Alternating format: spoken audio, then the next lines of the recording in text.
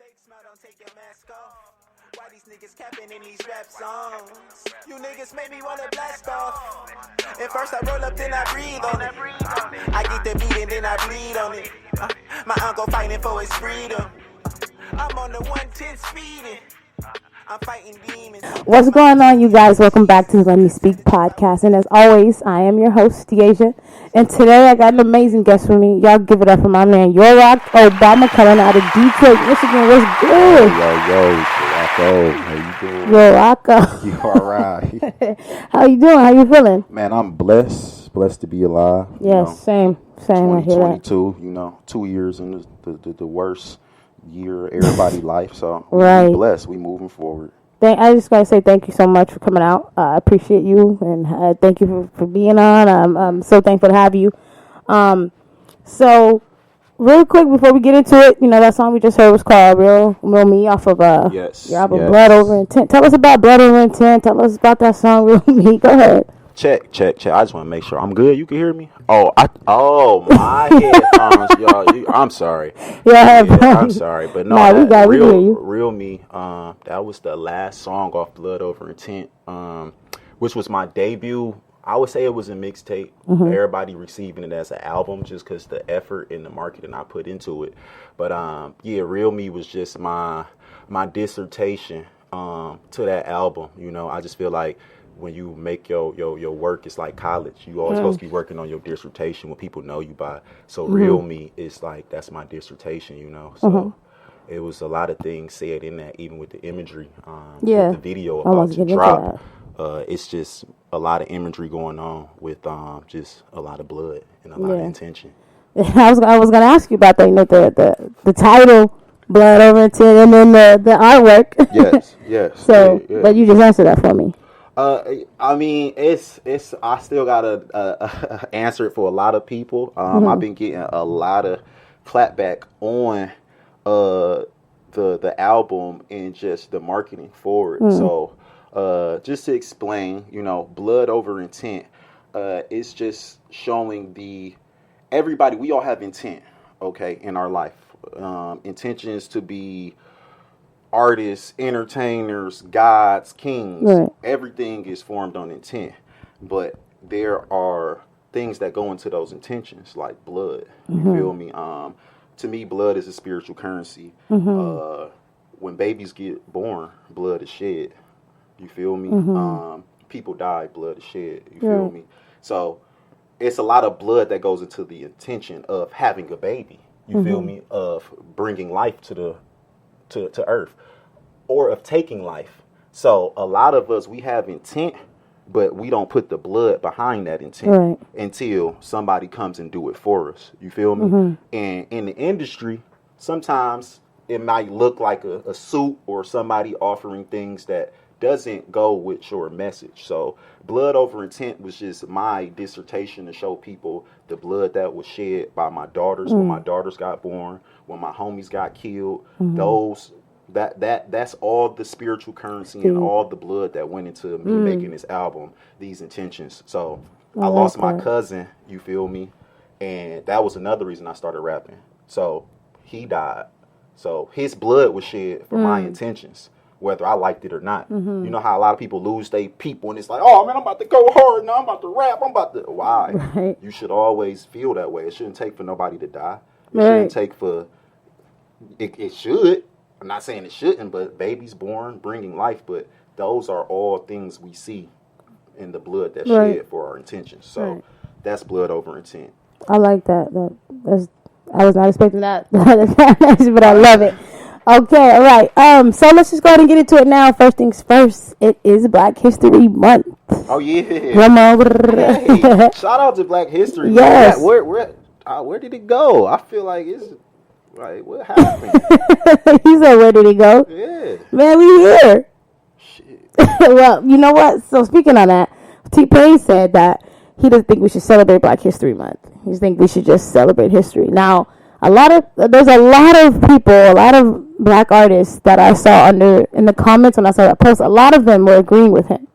But that's what I'm saying. It's like, that's why I'm asking, like, what happened? Where did it go? I just feel like what makes you say where did it go? Because as black people, it's so many of us speaking on behalf of each other. We don't have a spokesperson. Kanye just said it was Black Future Month. So now I missed that. He did. Yeah, so now T-Pain talking about it's just History Month. Do you agree with that, what he said? No, not at all. I agree more so with Kanye West than Black Future Month, because I do believe in the futurism of African Americans, where we're going. I don't think we should necessarily focus on the past. We should definitely give thanks to our ancestors, recognize our ancestors. But that's every day. We shouldn't just focus and give energy on past oppressions. Do you think that's why he may have said that? Why we shouldn't have Black History Month? Why we should just be... Yes, and that's why I feel like a lot of them niggas shouldn't be talking for us, because we need millennials to speak, like people that's really the youth, because it's kids that can elaborate what he's saying better than he said. Right. That's why I'm like, a lot of these cats with voices in the industry right now, it's like they time is just up, because they just talking. It's like they getting Instagram, and it's like, hell no, everybody don't need that platform. Right. Now, speaking on, that Black History Month, what does it mean to you being a black man? Especially in 2022, our prior president, and then the one we got now. What we talking about? You said a black man? That's what I'm saying. It's like, are we talking about the Asiatic black man, or are we just talking about the black man in America? You tell me, what does it mean to you? First of all, are you just the black man in America? Or first of all, go ahead. I resonate with my highest form first. Okay, that's why I be trying to get everybody. It's like, if you call me a black man, I resonate with you, but you just resonating with the lowest form of me. I'm a god first. After a god, I'm a king. After a king, I'm a father. After a father, I'm a husband. After a husband, I'm a son. After that, my lowest form is a black man. I relate to everybody's experiences as being a black man, but can you relate to my experiences being a king or a god or a father? So that's where we differ. Wow. I relate to Nipsey's experience as a black man, but Nipsey can be like, no, bro, you on God status. You can relate to our God calling too. So I relate to the experiences of being a black man, but I'm trying to get in my proper status and get out of calling each other colors. I just came from Africa. When you go to Africa, they go. You just came from Africa? Yeah, I go to Africa twice a year. Let's talk about that. How was that? Wow. When you go to Africa, they gonna ask you. No, you go to Africa, ask somebody what they think you are.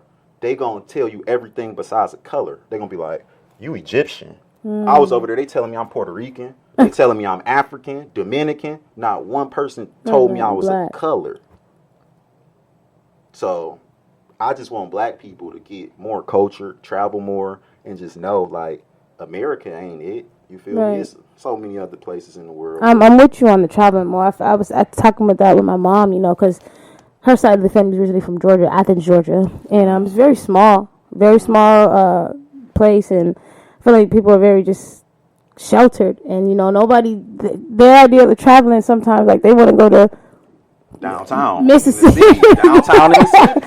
And I'm like, my people from the Shire, let's go somewhere else, y'all. Like, let's get out of this state. Like, let's get out of this country. We can do it. But that's how we are as black people. It's Why is that? Why do you think that is? They kept us on plantations. And we have that. That mindset is engraved in us. We ain't see nothing past the plantation. We don't see nothing past the hood. We don't see nothing past what's in our vision. So, I mean, we doing better.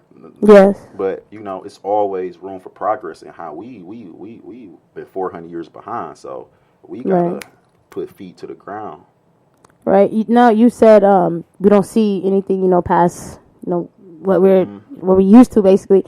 So and stuff, especially with us being in the hoods and this and that. So recently, what I'm getting at is that there was a Ralph's on Slauson and Crenshaw. I know you're from Detroit, but are you familiar with Slauson and Crenshaw, that area? Yeah, for sure. Okay, so basically there was a Ralph's, and they took that Ralph's out and replaced it with a Foot Locker. So they took the meat away. They took the food. And put shoes. Yeah, shout out to my girl on Instagram, Slauson Speaks. She's the one who posted it, and Slauson Girl Speaks. I'm sorry, and her comment was like, they think we're happy if we can't eat, but as long as we can buy sneakers, somewhere along the lines. That's what she said. God, and I was just like, hard. right? That just hit me Damn. Like, you took the Ralphs out, so we can't go grocery shopping, but we can buy our sneakers. So to me, it sends a message that all they look at us is as people who Consumers. who worry about sneakers. Consume. Like, I mean, I love my sneakers, but I mean, when you talking about taking out food and right. replacing it with Foot Locker, I feel like that's warfare. That's you coming for my the way I eat. But I feel like that's just another part of the overall plan with food, how they put it. Like, they don't want us in the city to be able to get food in the city. They want us to go out to goddamn Commerce or go to all the Walmarts. Like, even where I'm from in Detroit, it's like they always put Walmarts, all the Kmarts, those are in the suburbs. Yeah. Like, you got to go out, all the way out. They don't want it in the inner city. They want you to travel. Most people can't travel that far. So the only thing they want us they to just have, gonna go to the liquor store. Right. That's what they want us to have easy access to. Liquor store, McDonald's. Yeah. Not no Whole Foods, Trader Joe's. We own to y'all though. We own to y'all. We've been so wholesome off Whole Foods and Trader Joe's. Hey, and you know what? Now we got Simply Wholesome. Yes. So y'all make sure y'all check out. You know. I live right around the corner from Simply. I'll be off the Oh my jerk. goodness! I fuck this Simply Simply Wholesome. That's jerk Jamaican patty. yes. I like the shrimp when they had the shrimp. Simply Wholesome. When y'all had the shrimps, call me. I live right around the corner. I swear I will be there. Just call me when y'all got shrimp on deck. He said I live right around the corner. Oh, okay. All right. So you know what I want to ask you now? You said you're your father and you have kids. Yes. Yeah. Okay. Yes. How many kids do you have? I have 2 daughters. Shout out. Oh, so you're a girl dad. Oh, a girl dad. R.I.P. Code. Man. I'm a only child, so my daddy has 1 kid. Spoiled. We ain't gonna get into that, but now, and then earlier, we were talking about Kanye West. So everybody's been hearing everything about him and Kanye, and I don't really talk about them. But the only reason I want to get into talking about them is because I want to get into mothers keeping their kids away from their fathers. Woo. Now, I see that a lot within our community. We're going to have to talk about that off the record. Let's go. Let's get it. This going to get me in trouble. Why? Come on. I just talked to my baby mama before I came here, man. Now, do you... There's no way getting around it. I feel like she was wrong, Go ahead. No, what are we talking about? I gotta hear the question. Just what is your opinion on that? Now, how do you feel? Just speak your mind on that. I'm gonna let you speak on the yay or the whole situation. Thing. Well, and as a whole, because that ties into the yay thing, because that's what Kim is doing, in my opinion. She was not allowing him to see his kids, and I know a lot of people are saying, she's a mom, she has her reason. Yes, but for one, it was at her birthday party. And everybody it wasn't like it was just y'all two. Go ahead. I ain't gonna lie, man. My daughter just had her birthday. I ain't get the Addy. How did that make you feel? It ain't. I mean, I respect it because with mothers, it's like mothers are the sole caregiver, so we have to give them that. And us as fathers, even when we come on last minute plans just popping up, I don't care if we got a million gifts or whatever, it's like we should still have to be respectful. But speaking on that, I feel like a man of that stature with that much money, that much communication, it shows me it doesn't matter at what level you are.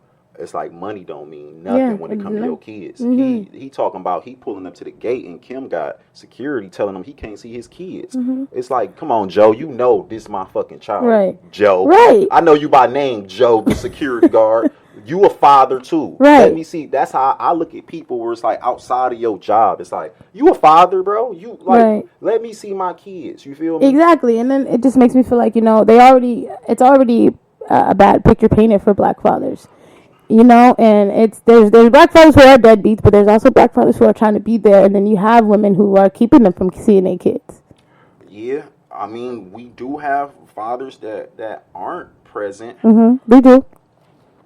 But we have those, again, like I said, we have those who are... I'm just saying, when you got that much money, I tweeted that shit. I was like, yo, this what Kanye West going through as a father? Like, I'm not exempt to shit. Right. You not exempt, it's just showing a higher level of just how the media even portrays us as black fathers. Right. they portray us as aggressive and threatening. Exactly. Yes. I can't be passionate about my children. I can't be passionate about my exactly. family. Like